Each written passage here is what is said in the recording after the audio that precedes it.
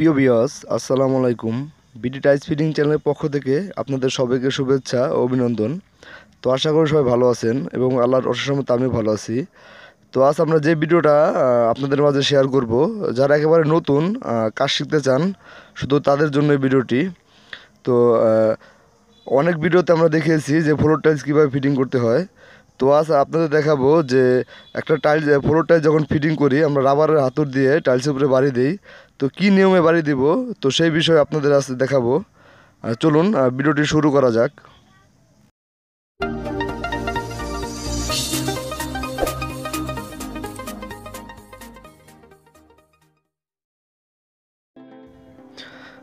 অধিপাশ first দেখতে পাচ্ছেন আমরা ফ্লোরে দোরসা বালি সেটিং করে নিয়েছি।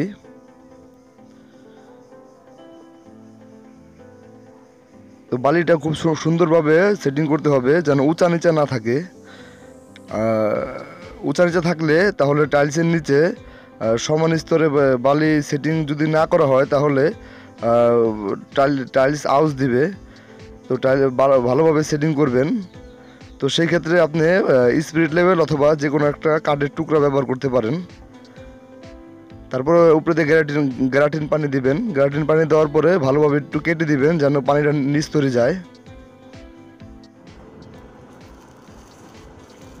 তো দেখুন এখন টাইলসটা ফিটিং করে দেখাবো। 24 ইঞ্চি বা 24 ইঞ্চি টাইলস। দেখুন আমরা রাবার হাতুড়ি দিয়ে বাড়ি দিছি। তো অবশ্যই বাড়িটা এক জায়গায় দিলে হবে না, চতুর্দিকে দিতে হবে। আর যেই সাইডে বাড়ি দিবেন না কেনই চারোপাশ খেয়াল করবেন যে কোনো টাইলস কোনো যেন ডেবে না যায়। আস্তে আস্তে আস্তে প্রথম যেভাবে বাড়িটা দিবেন সেটা অবশ্যই জোরে দিবেন।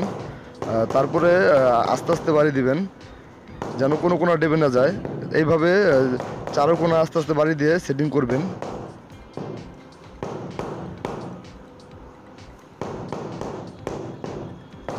দেখুন 3 কোণা মিলাতে হবে। 3 কোণা মিলালেই টাইলসটা পুরোপুরি সেটিং হয়ে যাবে।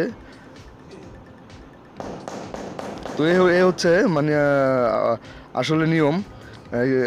আমরা ওয়াল টাইলসে কীভাবে ফিটিং করতে হয় সেই ব্যাপারেও কথা বলবো আগামী ভিডিওতে। দেখুন আর জয়েন্টগুলো এক সমান থাকবে, মোটা চিকন থাকবে না। এই পাশ ও পাশ দোনো পাশে জয়েন্ট এক সমান থাকবে।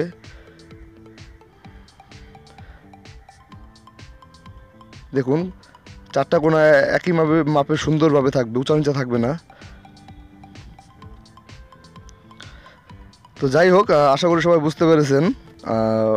অবশ্যই কমেন্ট করে জানাবেন যদি বুঝতে কোনো সমস্যা হয়। আর কোনো বিষয় যদি যে কোনো বিষয় ভিডিও যদি বানাতে বলেন অবশ্যই আমাদের কমেন্ট করে জানাবেন। আমরা সেই বিষয়ে আমাদের চ্যানেলে ভিডিও দেওয়ার চেষ্টা করব। তো আজকের মতন এই পর্যন্তই। সবাই ভালো থাকবেন আর সুস্থ থাকবেন। সবাইকে আসসালামু আলাইকুম।